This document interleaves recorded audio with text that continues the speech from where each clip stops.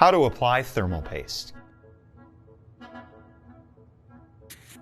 Carefully apply thermal paste to the center of the CPU. Don't use too much or it will overflow.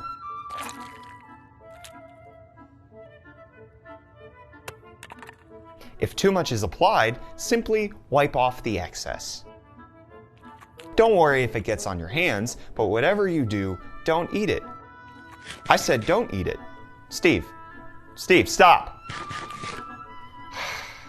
Next, spread the thermal paste evenly over the CPU. Now the CPU is prepared for the cooler to be placed. You did it!